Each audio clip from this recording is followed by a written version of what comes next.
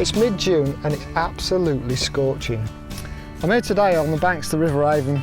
It's a beautiful river here. This particular stretch is called the Back Brook. It's just upstream of the famous Stratford upon Avon, downstream from a lovely village called Hampton Lucy. The Back Brook here is absolutely stuffed full of chub, but more recently barbel have come into play, and these fish are getting bigger and bigger and bigger, and they're creating quite a challenge on such a small river. You've got chub, you've got barbel, and what I want to try and do today is actually apply my match fishing brain to catch these big old wild fish.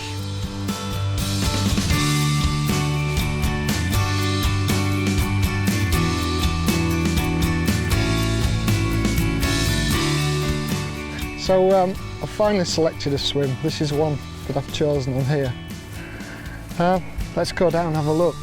I had a walk along the river length the other day, and it's really important on stretches like this, especially when you can see in the water, see the fish. It gives you a really good idea of where the fish are. I mean, this peg absolutely screams fish to me. I've never fished it before in my life. I've heard from quite a few of the locals that it's a great peg, and all you have to do is just look at it. You've got lots of fast water, you've got cover on the inside where the fish that are coming upriver can't actually see you. So it's like an ambush, you're ambushing them, setting the trap, loose feeding. There's loads of cover on the far side. The fish can come out from under that cover, can come all the way up here. There's no other fisherman that can get into the water. High bank it down there, so you've got a lot of water to draw from. You know, it's one of the all these swims down here look absolutely fantastic, they really do, but this to me is the sort of swim where you can really make the most of it and catch a lot of fish. So let's have a go, shall we? This is a fantastic venue, but the greatest thing about it is anybody can fish it. As long as you're a member of Stratford Angling Association, not a problem. You can get a membership from any of the local tackle shops in the Stratford or Warwick area. Well, I just settled down in the swim and I'm just starting to feed a bit of bait. The swim I've chosen is perfect for some big chub if they're not too wary today. I'm going to maybe build the swim, try and coax them out of the tree on the far side, because I get too close to that tree and then it'll be all over. But I walked down the other day just to have a look at this swim, and there was a lot of fish in here. So we'll just keep our fingers crossed, see if we can coax a few out early.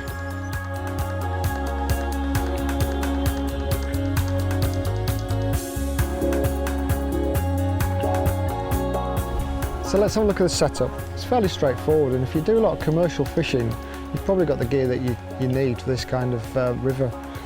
Started with a Shimano 4000 reel. It's loaded with 4-pound mainline, which you would think is quite heavy for fishing in such a clear river. But we need this, they're big fish and they're going to create us some real hassle if we don't get in control of them. You've got the heavy line. What you need then is a decent rod. You need a proper, powerful rod, and I just use the Galvino Super G 13-foot power float. It's got a nice soft mellow tip which helps on the strike. It helps sink the hook home and catch the little fish. You won't bump the small fish off on this rod, but more importantly what it'll give you that power you need when you hook a big chub or a barbel. The lower to the middle sections are where that rod stays powered up, and you see we've got features everywhere in this swim. As soon as you hook a big fish, it's going to want to go under that feature on the far bank, or it's going to want to kite in and get into your bank. So you've got to be in control. So let's have a look at the business end, the hook. First of all, the hook I've got on is a size 15 Camazan B711. It's not a really thick wire hook, but it's a strong hook. The shape of it is absolutely perfect, and it provides that strength you need for a big chub or a barbel. You can stay in control and not feel as if you're going to straighten the hook out on this when you're putting a lot of pressure on it. Also, it's a fine enough hook to catch chublets and dace and things like that. Attached to that, I've got diameter 18 Garbolino Garbo line. This is a low diameter line, but it's got a lot of resilience in it. You know, it'll withstand what's going to happen to it if it goes through that tree on the far side. It's not going to shred. It should stand up to it. Looking at the float is it's a 5 No. 6 Drennan glass stick. It's a perfect kind of float for this river. There's a little bit of weight in the base, which helps the cast. It's probably a little bit heavier than I'd like to use on a river this size, but the nature of this swim means that I've got a shallow part at the top, and it just goes away slightly down the swim. Now, the way I've shotted it, and this is really important, is most of the shot is at the base of the float, and that's just used basically to flick the rig out and stay in control. As I cast that rig out and have a loose feed over the top, I don't want to touch that rig, I don't want to do anything, and that little bit of lead there will just hold it in place long enough for any fish that are coming up in the water to hit the feed, long enough for them to actually attack the bait and potentially hook the fish. So down the line, all I've got 2 No. 8s bunched there and a No. 8 just above my hook length. And what I can do, if I want to, is I can move the float up a little bit and leave the bulk where it is, which gives me a bit more stability lower down. Now, if the fish are following the bait downstream, I can just push my rig up as far as I need to push it up, and then those No. 8s, I've actually got 7 No. 8s on there. That gives me the option to move these about. Now, a lot of people get confused about how they should have a shotting pattern. Should the shot be all the way down the line? The best advice I can give is to look at the river when you've got a bit of a boily swim. When you're trying to catch fish down towards the bottom, then you need to try and move the lead down the line. Don't be afraid with a stick float rig to mess about with it. Push the shot down, fish so that you're pushing your hook bait down towards the to the river bed. Fish with hardly any shot down, fish longer, and you're just trying to trick the fish with a stick float. What you need to do is you're feeding all the time, and then it's trial and error to see which shotting pattern and which depth is the best to catch those fish.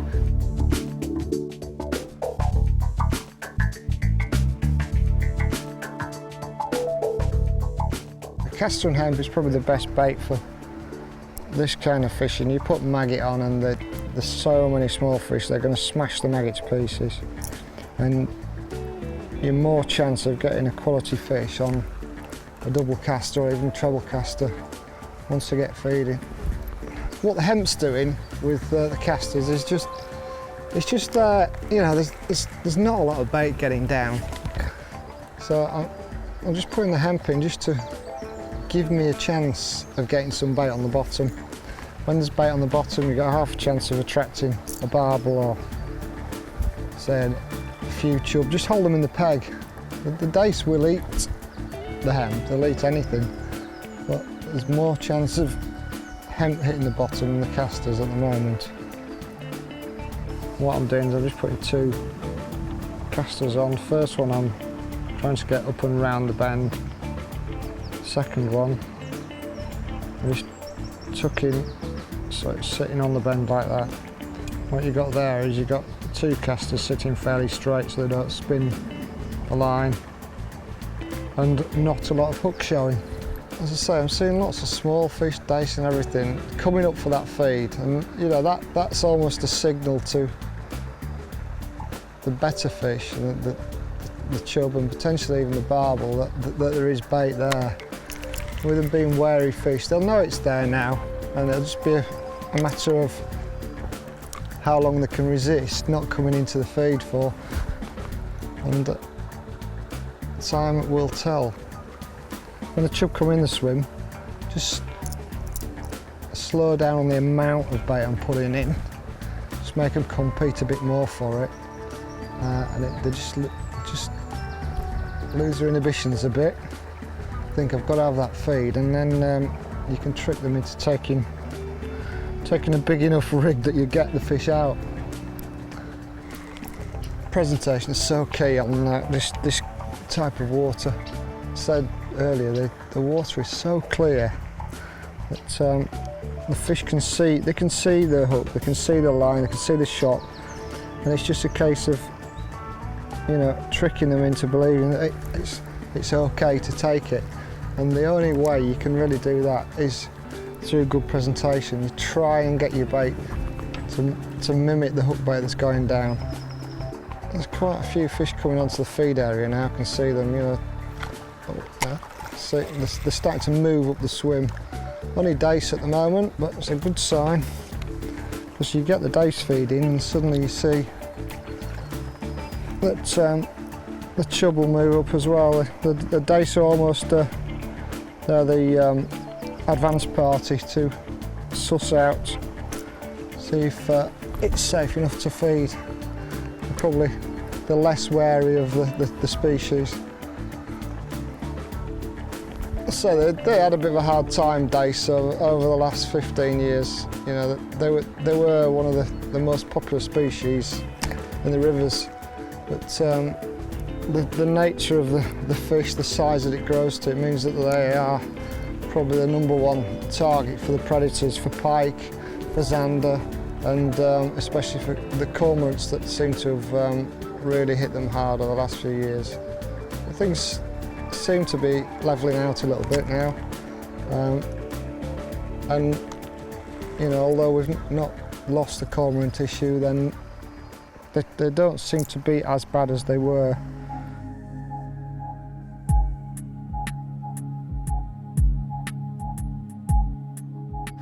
A lot of flow comes straight down the middle in this swim, and you tend to find that the fish, they'll naturally live in the flow if they're undisturbed.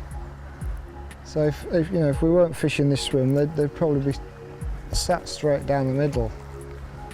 But so because we're here, they'll bolt for cover, and they'll stay in that cover until they're confident of coming out and everything's safe.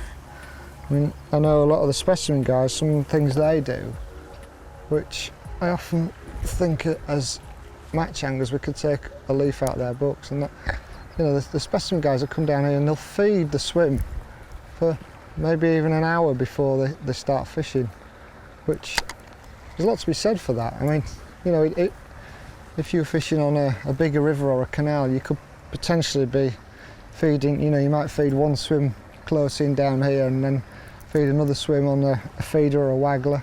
So we are doing that in effect, but I think we tend to attack these smaller rivers a little bit too much at times. And you know, you go plonk your gear down, you bounce about on the riverbank, and you expect the fish just to turn up and feed, even though you've disturbed where they live.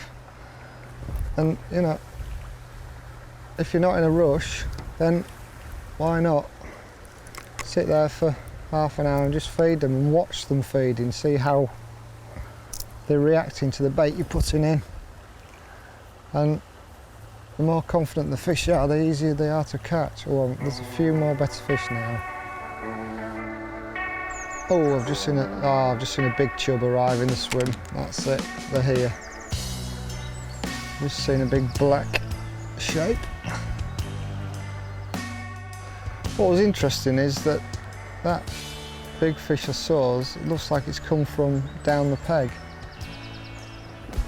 I would have expected them to have come from out of the tree, out of the bush.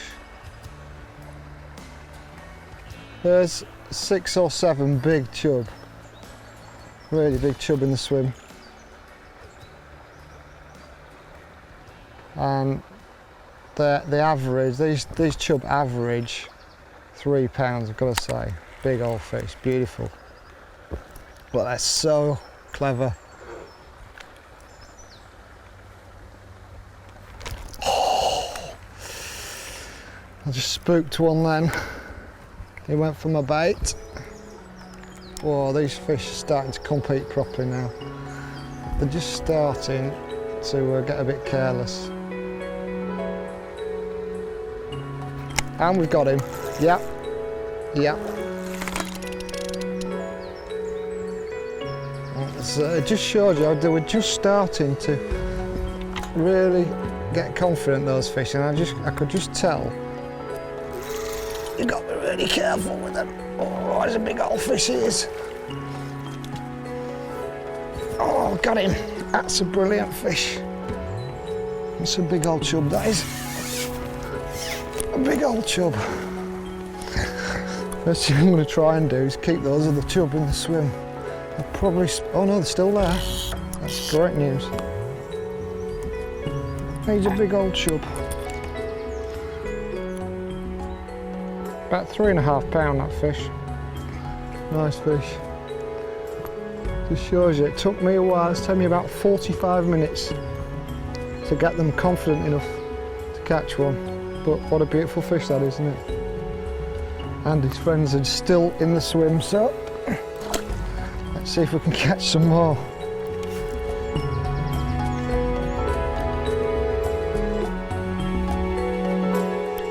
The nice thing is that the fish, rather than seeing a fish when I feed, these chub are hanging in the swim now. They're just waiting for bait. They're not, oh, we're in, got another one. Oh, that's a big old fish. Oh, he's going straight across to the willows. I've got his head out. Once you get a chub's head out, you're pretty much okay. I got his head out then, and that was it. He's in the net, and he's still got a lot of fight in him, but I got him under control, which is the key. He's a big old warrior, he is.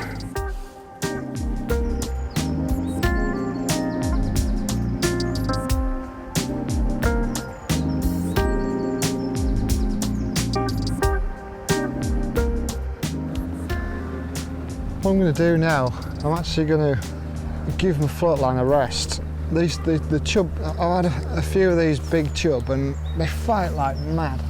So I'm just going to leave it alone for now. I'm going to stop casting my floating, but I'm going to carry on just feeding all the time. I want those chub to try and come back and regroup and get the confidence they need for me to be able to catch a few more. And I've got another rod set up, which is just a straight lead rod. This is an 11-foot, basically commercial feeder rod. This is a Galvino Super G 11-foot feeder. Fairly soft tip again, but plenty of backbone. You need to control these big fish in this small environment. The reel again is a Shimano Technium 4000 size, plenty of power. This time it's actually got 8-pound Technium reel line on. This is a really powerful and robust reel line, and it'll help keep fish under control. The hook itself is a good old-fashioned Drennan Super Spade in size 12 or 14. Hook length is, it's actually an 8-pound low diameter hook length, but I would not hesitate to use 8-pound Technium line straight through. These fish are not particularly hook shy. You know, when you get them feeding properly on the bottom, they're rummaging for bait, they're looking the barbel on the bottom, picking up stones, gravel, rocks, sediment, everything, lifting and dropping it, feeling for what the food is. And they pick your hook bait up, prick the hook and bolt, and they hook themselves. It's pretty much a bolt rig. The bomb setup is, I've just got a free running bomb attached to an American snap link.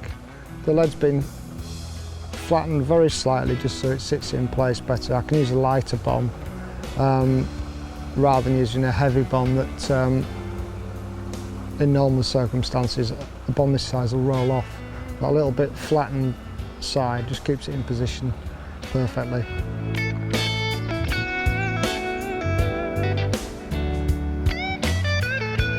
As I mentioned earlier, if there's any barbel in the swim, they're not going to be right on the feed. They're going to be down on the bottom, out of the way where the bait's settling. Now it's quite a pacey swim, feeding just slightly down my swim, as I said earlier, to try and get the presentation. So I've got to try and work out exactly where I think that hemp and caster is landing. And I reckon that's about 14 metres down my peg, 15 metres maybe. There'll be a trail of casters and hemp. And what you tend to find is that the barbel will find that trail and they work their way up the trail to the source of it. Once the casters have run out, they'll turn back round a bit like a squadron of aeroplanes really, turn back around and go down the peg and work the way back up the scent trail and the feed trail. So as long as I can find what I class as that trail, then hopefully if there's any barbel there, I should latch into one. So I'm just going to drop that down there, and that's settled beautifully. I've landed on the gravel, which is always important. Barbel do like to feed on the gravel. And then I'm just going to keep feeding all the time exactly as I was with a stick float, because I want those chub to come back. If I can catch a bonus barbel, then wonderful. You know, it helps build the weight, helps keep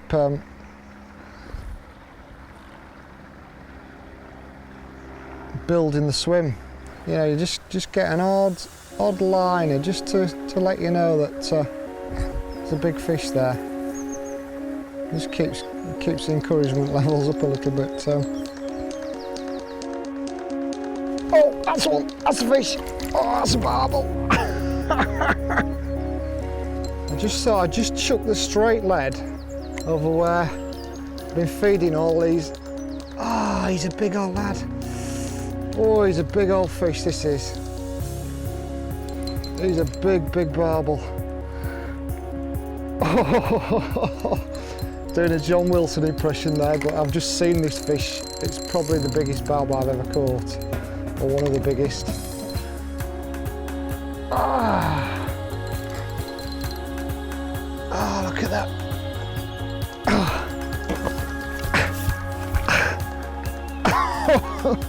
Fantastic. Oh. I've just been feeding hemp and castor all the while, and those chub had just moved. They've just gone from down the peg, and I just thought what I'll do is I'll chuck the straight lead just to give my swim a rest for the chub and see if there's anything on the bottom. And I've thrown it right over where I thought a barbel might be. Pound for pound, these are without doubt the hardest fighting fish we've got in our rivers. Absolutely beautiful, wild, natural barbel. That's what fishing is all about for me. I love any type of fishing, absolutely any type of fishing, but to see a natural fish, naturally bred fish in its own environment, a really wild environment, God, that didn't have given me a fight. I thought for a minute I wasn't going to get that out. Do you know, I'm confident now I'll probably get another one as well. Absolutely fantastic fish. Right, let's get him back in the water.